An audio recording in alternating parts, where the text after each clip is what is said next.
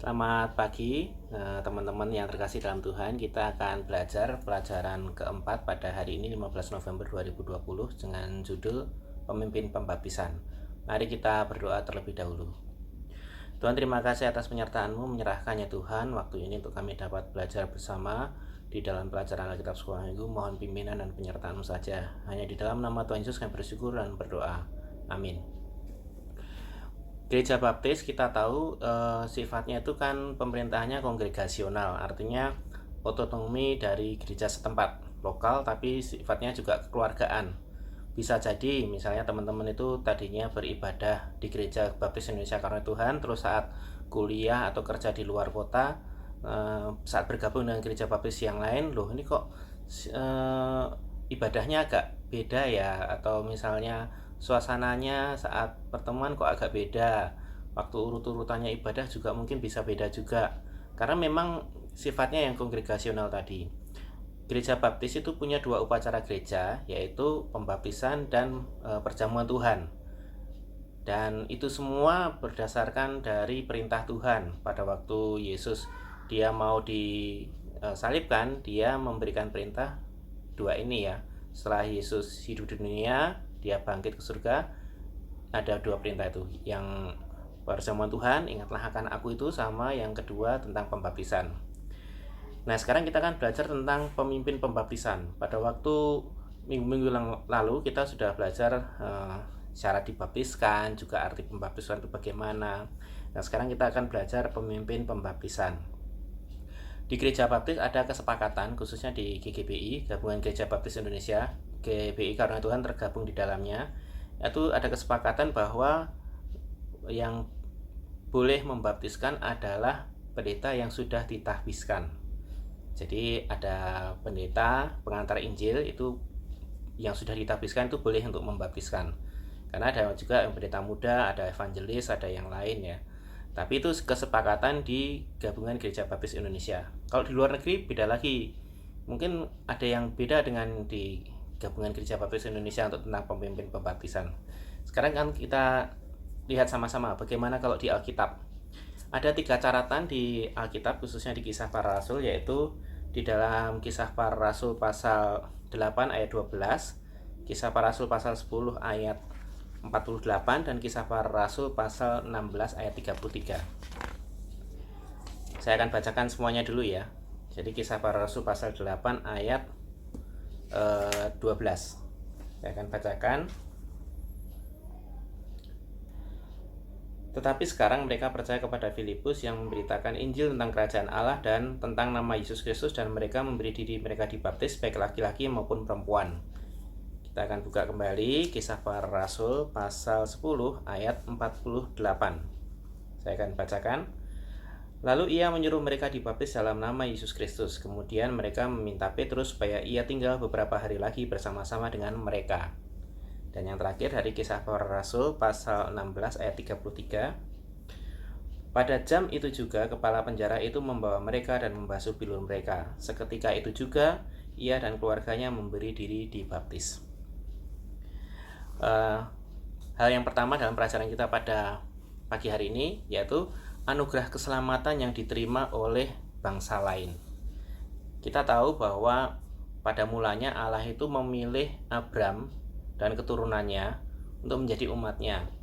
Tapi bukan berarti ya terus habis itu Tuhan tidak punya rencana terhadap seluruh umat dan bangsa lain selain bangsa Israel ya. Tapi Allah memilih Abram, dan Abraham ini untuk menjadi saluran berkat bagi seluruh umat manusia di dunia.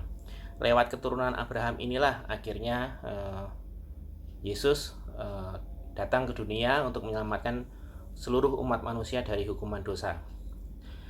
Pada Kisah Para Rasul pasal 8 ayat 12 tadi, orang Samaria dan Simon si penyihir rupanya bertobat setelah mendengar pemberitaan Injil oleh Filipus, dan mereka memberi diri dibaptis.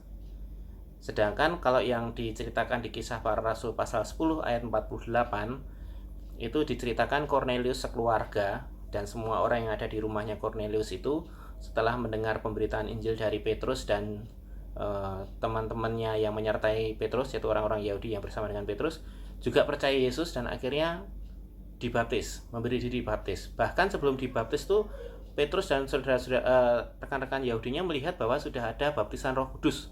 Roh Kudus sudah ada dalam diri Kornelius dan seisi rumahnya. Jadi Roh Kudus ada dulu baru mereka dibaptis.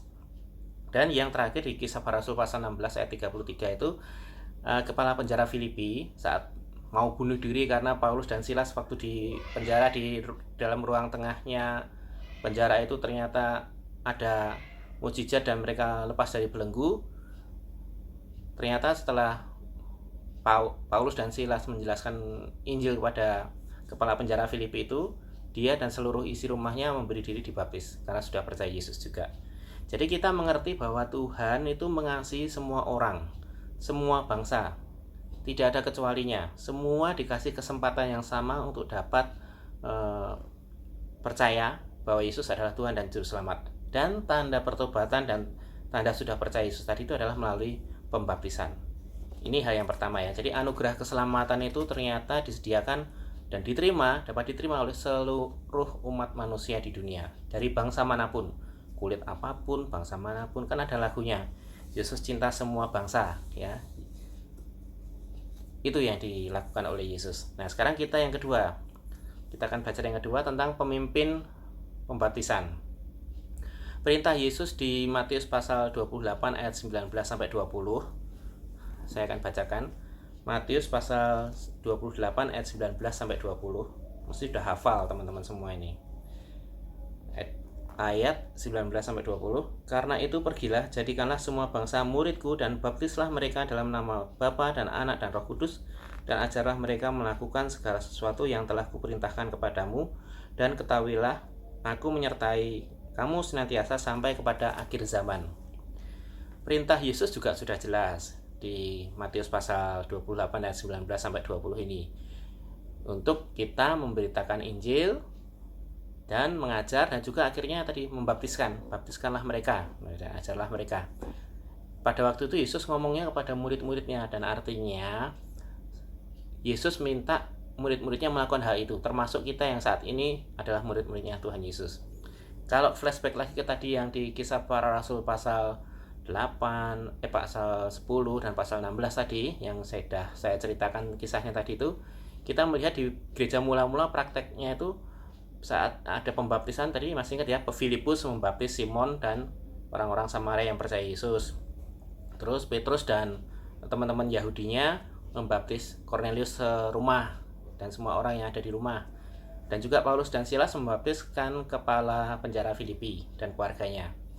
Artinya itu adalah orang-orang yang khusus, yang dipilih, yang dikhususkan untuk melakukan pelayanan pemberitaan Injil dan juga pembaptisan. Tapi Yesus tadi memerintahnya itu jelas. Kalau di perintahnya di dalam Matius pasal 28 tadi, pergilah, jadikanlah semua bangsa muridku dan baptislah mereka dalam nama Bapa dan Anak dan Roh Kudus, dan ajarlah mereka. Jadi itu perintahnya kepada semua murid yang ada di dunia ini, kepada murid Yesus. Tapi dalam praktek di gereja mula-mula memang dikhususkan untuk orang-orang yang terpilih, yang penuh hikmat, penuh roh, punya kuasa, ya dipandang benar juga. Nah, jadi memang ada pengkhususan untuk yang melakukan pembaptisan. Gabungan Gereja Baptis Indonesia juga tadi sudah saya jelaskan, ada kesepakatan bahwa yang melakukan adalah pendeta pengantar Injil yang sudah ditabiskan. Ya. Nah, terus bagaimana nih kalau misalnya ada suatu tempat ternyata nggak ada pendeta yang sudah ditabiskan? Gimana caranya? Apakah nunggu sampai akhir zaman atau saat nanti pendetanya datang? Nah, itu kembali kepada jemaat setempat. Juga ini kan namanya kesepakatan ya GGB ini. Saya cerita tentang tim Sumatera. Pada waktu tim Sumatera melakukan pelayanan khususnya di daerah Nias, untuk di Nias itu pada waktu itu belum ada pendeta pengantar Injil yang sudah ditabiskan. Yang ada baru pendeta muda. Dan akhirnya setelah berjalannya waktu sudah hampir 15 tahun ini, memang masih belum ditabiskan walaupun sudah jemaatnya sudah ada, sudah terbukti dalam pelayanannya, karena terkendala belum ada gereja induk. Akhirnya tim Sumatera meminta bantuan Gereja Baptis Immanuel di Bandung untuk menjadi gereja induk bagi tempat perintisan yang ada di Nias Utara, di Lahewa, Kota Lahewa namanya, dengan pendeta muda Edi Elindraha. Dan pada tahun lalu atau tahun ini ya, saya ingat itu karena pandemi, oh ya tahun ini, karena pandemi kan jadi keluar masuk Nias agak sulit. Akhirnya pada waktu itu sudah ada yang mengaku percaya, sudah dibimbing, sudah mengikuti kelas persiapan baptisan. Pendeta muda Ediel Indraha itu kesulitan, ini gimana untuk pembaptisannya, sedangkan mereka sudah percaya Yesus, setia ke gereja.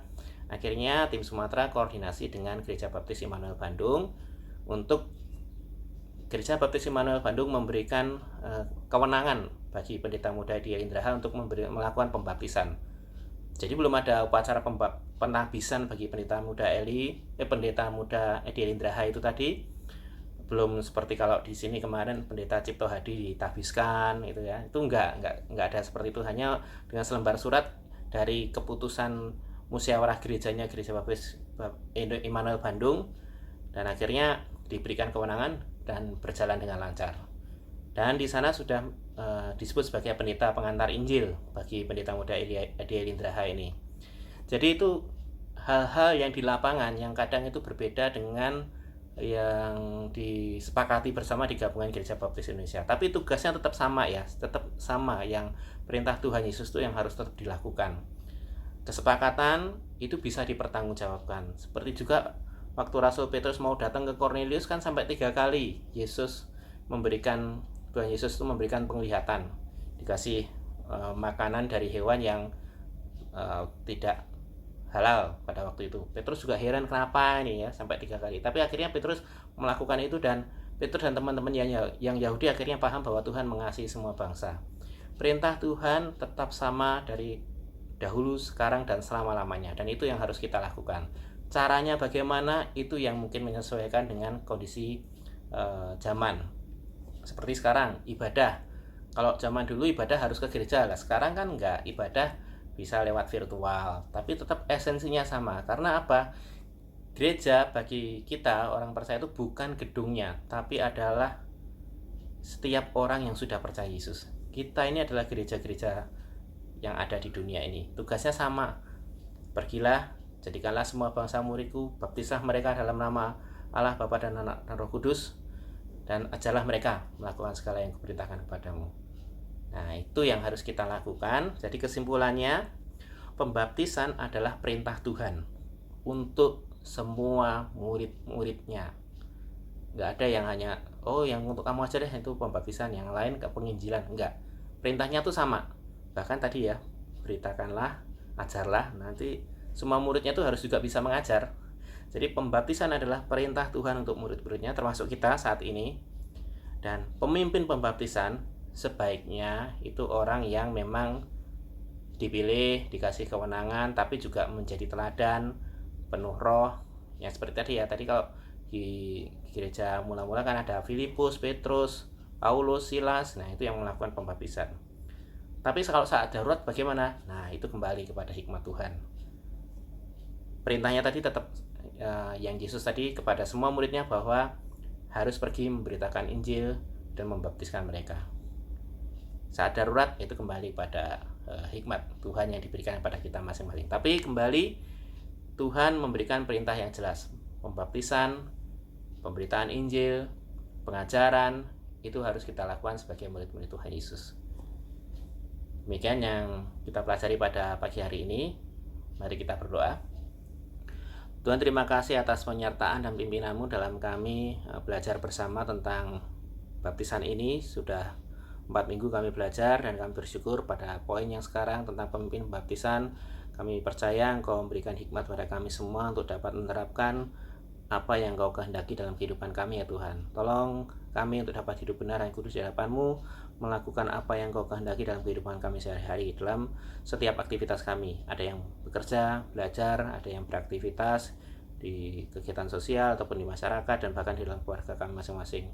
Setiap pergumulan hidup kami, mohon Engkau menolong, berkati, dan berikan yang terbaik, dan kami rindu bahwa kami dapat memuliakan nama-Mu dengan apa yang kami kerjakan. Terima kasih Yesus atas kesempatan pagi ini kami belajar. Kami serahkan ya Tuhan hidup kami dalam tangan kuasa-Mu. Hanya di dalam nama Tuhan Yesus kami bersyukur dan berdoa. Amin. Selamat hari Minggu, Tuhan Yesus berkati.